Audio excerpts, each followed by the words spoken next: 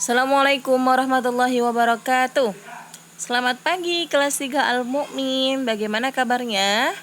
Insyaallah baik selalu ya dan sehat. Amin. Tetap semangat ya di bulan Ramadan. Kali ini belajarnya tetap semangat, harus tetap rajin, jangan malas-malas. Oke? Karena belajar pun di bulan Ramadan itu adalah suatu ibadah. Semoga dilipat gandakan ketika kalian sedang belajar. Amin. Sebelumnya kita berdoa dulu dengan pembacaan basmalah bersama-sama. Bismillahirrahmanirrahim. Sekarang kita masuk ke tema H ya, yaitu tentang aku anggota pramuka. Subtema 1, pembelajaran 1, 2 dan 3. Nah, kita akan bahas di sini sampai pembelajaran 3 ya. Nah, di sini kita akan membahas apa aja sih materinya? Materinya yaitu ada lambang pramuka, ada pengertian sudut pada gambar, ada lambang negara, terus ada pola irama dan gerak keseimbangan. Nah, kalau kalian buka di halaman 3 atau 2 ya. Di halaman 2. Di halaman 2 ini adalah subtema 1, aku anggota pramuka. Nah, biasanya kita sering melakukan kegiatan pramuka ini yang jatuh pada hari Kamis ya. Yang kalian berlatih di lapangan, terus juga ada materi di dalam kelas. Siapa yang rindu dengan kegiatan pramuka ini? Semuanya ya, rindu dengan kegiatan pramuka karena pramuka ini merupakan kegiatan sosial ya sayang, yaitu mengajarkan kita untuk kemandirian, terus mengajarkan kita untuk berbagi dan sebagainya. Nah, makanya agar kita lebih tahu apa sih itu pramuka dan apa sih manfaatnya dan sebagainya, nah kita akan bahas di halaman 2. Kita baca ya. Pernahkah kamu mengikuti kegiatan pramuka? Apa saja yang kamu lakukan dalam kegiatan tersebut? Pramuka singkatan dari Praja Muda Karana. Di garis bawahi ya. Apa itu singkatan pramuka? Praja Muda Karana. Artinya apa? Generasi muda yang berkarya untuk kemuliaan bangsa. Ya, itu adalah arti dari pramuka dan singkatan dari pramuka. Jangan lupa di garis bawahi. Dahulu pramuka disebut dengan kepanduan. Di Indonesia gerakan pramuka lahir pada tahun 1961. Jadi ini ada gerakan pramuka itu pada tahun 1961. Kegiatan pramuka dapat melatih kemandirian tuh katanya, kepemimpinan, pengabdian kepada masyarakat. Jadi pramuka ini selain kita dilatih kemandirian, dia juga melatih kita dalam kepemimpinan, terus melatih kita juga dalam pengabdian kepada masyarakat. Jadi kegiatan pramuka ini adalah satu kegiatan yang ekstrim untuk kita terjun langsung ke masyarakat. Kita misalnya ada korban kebanjiran, nah biasanya gerakan pramuka ini di tenaganya itu dibutuhkan di masyarakat ya. Nah, salah satunya juga di sini pramuka melatih kita menjadi seorang pemimpin, yaitu biar disiplin, terus juga mandiri, ya. Itu juga dilatih dari pramuka ini. Jadi manfaatnya dari pramuka ini sangat banyak. Makanya ketika ada kegiatan pramuka di sekolah harus semangat, karena disitulah ada waktu untuk kita belajar menjadi orang yang mandiri, menjadi seorang pemimpin, dan menjadi seorang yang pengabdi kepada masyarakat. Ya, itu adalah kegiatan pramuka. Oke. Nah, lambang pramuka ada di halaman 4. Ya, nih, lambang pramuka itu di sini ada tunas. Ya, tunas kelapa atau tunas muda nih. Itu gambarnya ada di halaman 4, kalian lihat. Ini biasanya ada di baju-baju pramuka kalian ya. Nah, kita baca dulu. Amatilah kembali lirik lagu tepuk tangan. Apakah kamu mengerti arti setiap kata pada lirik lagu tersebut? Sebuah kata seringkali melambangkan suatu contoh. Nah, di sini ada kata tunas muda, ada kata pertiwi. Nah, di sini ada penjelasannya. Tunas muda itu generasi muda atau kelompok anak muda. Terus pertiwi adalah tanah air Indonesia. Nah, ini adalah sebuah gambar tunas muda ya sayang ya, yang ada di gambar.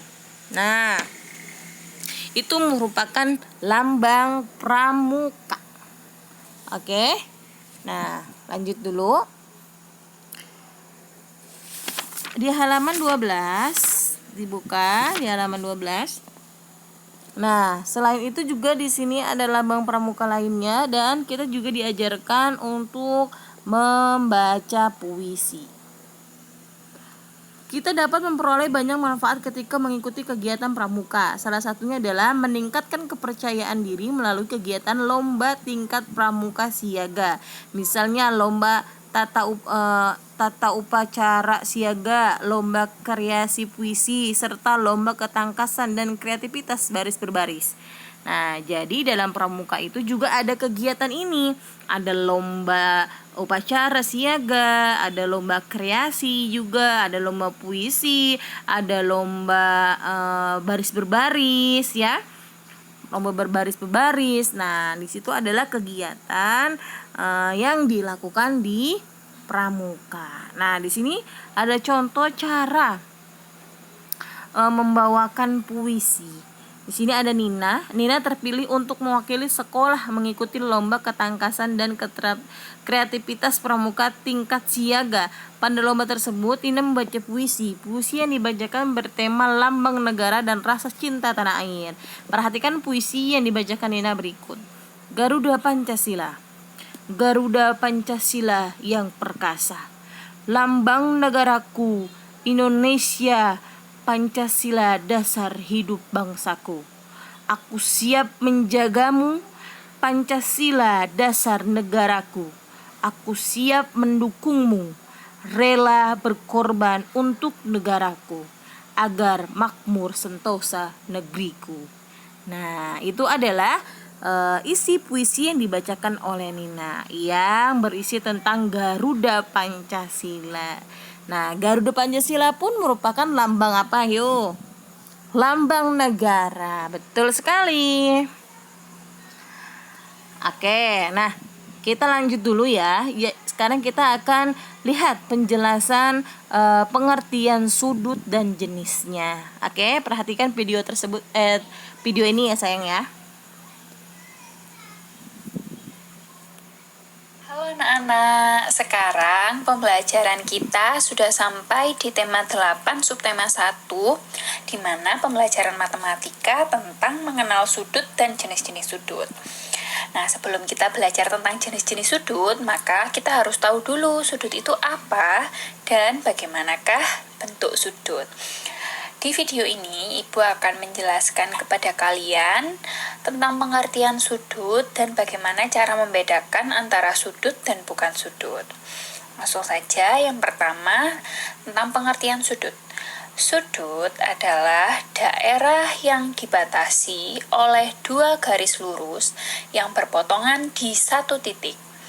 Satuan sudut yang umum digunakan adalah derajat. Yang perlu kalian garis bawahi adalah sudut itu daerah yang dibatasi dua garis lurus dan berpotongan di satu titik. Ingat ya, daerah yang dibatasi dua garis lurus dan berpotongan di satu titik. Sekarang coba perhatikan gambar A. Oke, yang tadi pengertian tentang sudut kalian tulis di buku catatan. Oke, takutnya nanti ketika PAT takut keluar pengertiannya, maka dicatat. Oke, lanjut. Sekarang coba perhatikan gambar A dan gambar B. Di antara gambar A dan gambar B, kira-kira gambar manakah yang termasuk sudut? Ya, jawabannya adalah gambar A. Kenapa? Karena gambar A memiliki memiliki dua garis. Ini garis yang pertama, kemudian ini garis yang kedua. Kedua garis ini saling berpotongan di satu titik. Jadi gambar A termasuk sudut. Lalu bagaimanakah dengan gambar B? Gambar B juga punya dua garis lurus.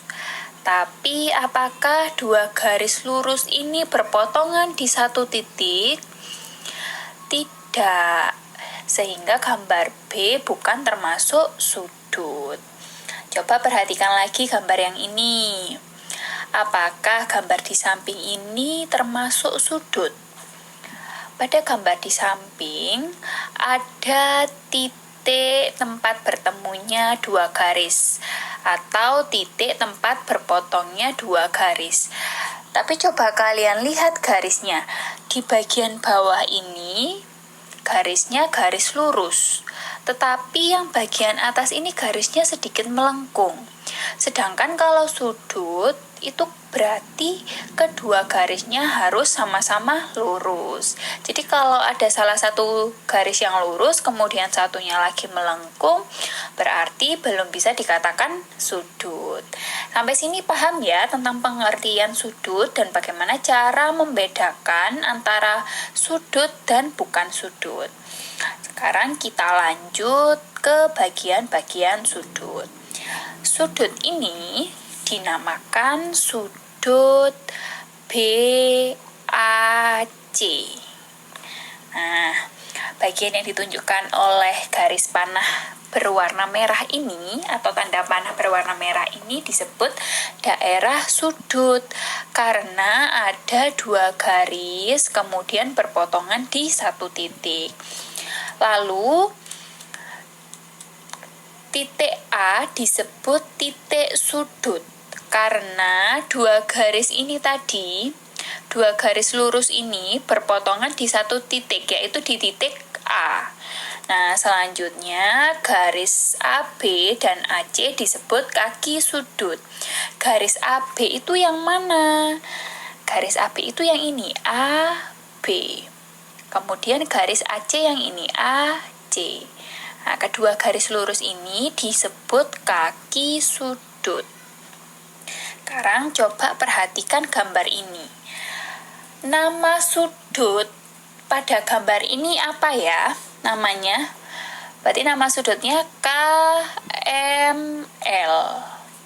Kemudian kaki sudutnya yang mana? Kaki sudutnya adalah garis KM. Garis KM adalah yang ini, KM. Kemudian garis LM. Kedua garis lurus ini dinamakan kaki sudut.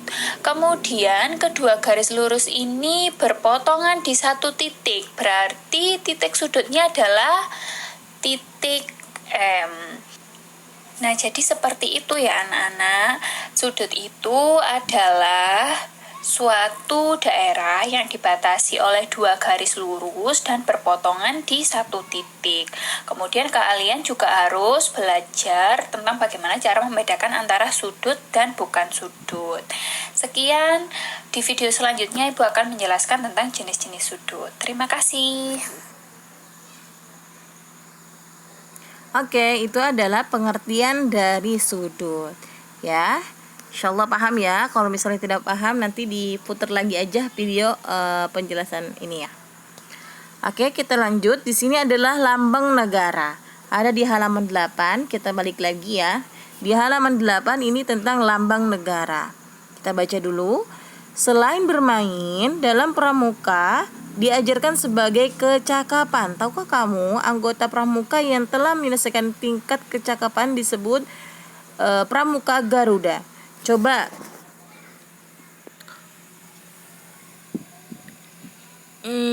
amati lambang pramuka Garuda untuk siaga pada gambar di samping. Pramuka Garuda menggunakan lambang dengan gambar burung Garuda. Masih ingatkah kamu dengan lambang negara Indonesia? Garuda Pancasila adalah lambang negara Indonesia. Garis bawahi ya. Setiap bentuk dan warna pada suatu lambang memiliki makna tertentu. Amatilah gambar lambang Garuda Pancasila pada gambar di samping. Tulislah hasil pengamatanmu dengan menjawab pertanyaan-pertanyaan berikut. Oke, kita jawab bersama-sama coba. Apa warna pada burung Garuda tersebut? Kira-kira apa warnanya? Nanti lihat di bukunya. Lambang Garuda itu warnanya apa? Keemasan gitu ya warnanya ya. Lalu tulisan apa yang terdapat pada lambang negara Garuda Pancasila? Tulisannya apa tuh yang dicangkangnya? Bhinneka Tunggal Ika. Apa terdapat perisai pada burung Garuda tersebut? Perisai itu adalah pelindung. Apakah ada? Ada ya, itu yang di dadanya itu adalah pelindung atau perisai. Gambar apa yang terdapat pada perisai tersebut? Nah, gambar apa aja tuh? Apakah kamu mempunyai hasil pengamatan yang lain? Kalau misalnya ada, nanti kamu tulis di nomor 8 ini. Nomor 5 ini. Oke. Nah, di sini juga ada gambarnya dan ada maknanya. Nah, di sini gambar burung Garuda. Apa sih maknanya? Melambangkan kekuatan. Jadi, burung Garuda itu adalah melambangkan kekuatan. Lalu, burung Garuda berwarna emas. Nah, keagungan bangsa dan keluruhan negara. Itu adalah maknanya. Yang ketiga, warna merah putih pada perisai. Melambangkan bendera Indonesia. Meraih berarti berani, merah berarti berani, putih berarti suci. Yang keempat, perisai berisi lambang sila-sila Pancasila digantung di leher burung Garuda. Maknanya apa? Melambangkan perjuangan dan perlindungan diri untuk mencapai tujuan. Yang kelima, garis hitam tebal mendatar pada perisai. Nah, apa itu maknanya? Negara Indonesia merupakan negara merdeka dan berdaulat yang dilintasi garis khatulistiwa. Yang keenam, banyak bulu sayap ada 17. Bulu ekor ada 8, bulu pangkal ekor ada 19, bulu leher ada 45. Tuh ya, itu bulunya. Jumlah bulunya. Maknanya apa sih? Melambangkan kemerdekaan Indonesia, yaitu tanggal 17 Agustus. Agustus itu bulan 8. Ya, pada tahun berapa? 945. Itu adalah gambar dan makna dari Garuda Pancasila. Oke. Nah, di sini ada pola irama. Coba kita dengarkan, nanti nyanyi bersama-sama ya.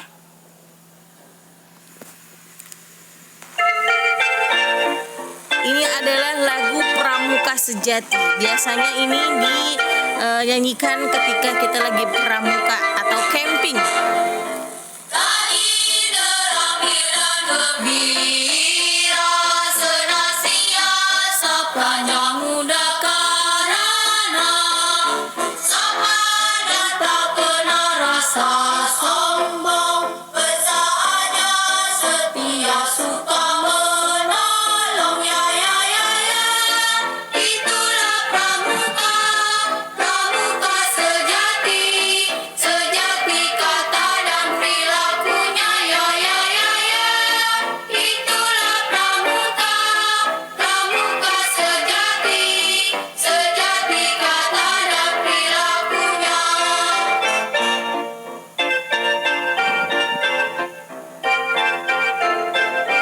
Ada liriknya di halaman 14, tapi emang sedikit berbeda sayang.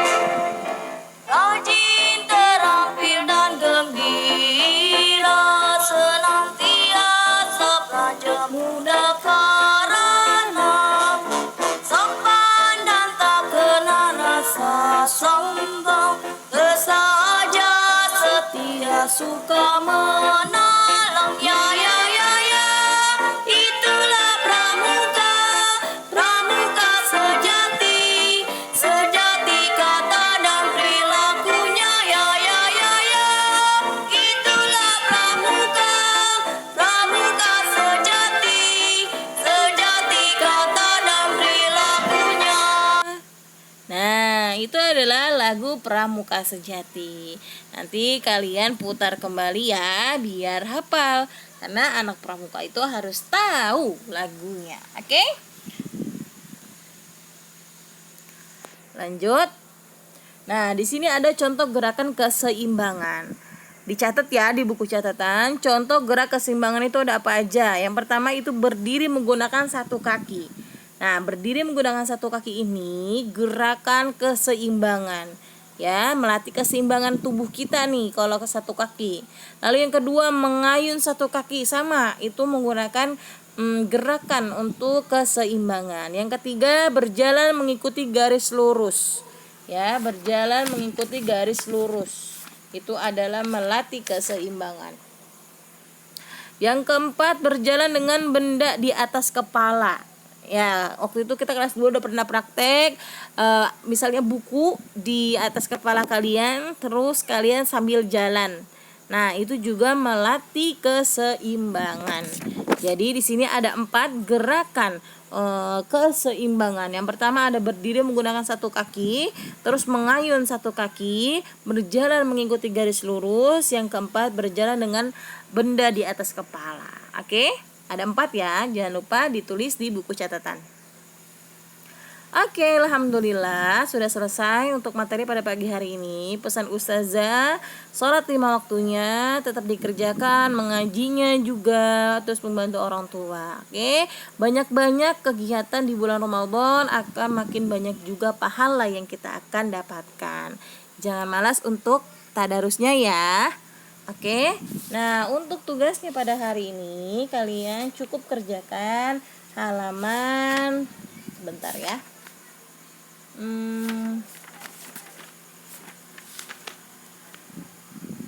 Halaman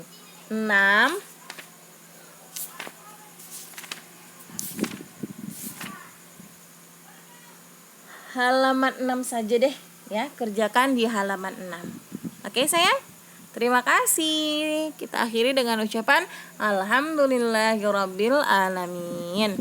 Assalamualaikum warahmatullahi wabarakatuh.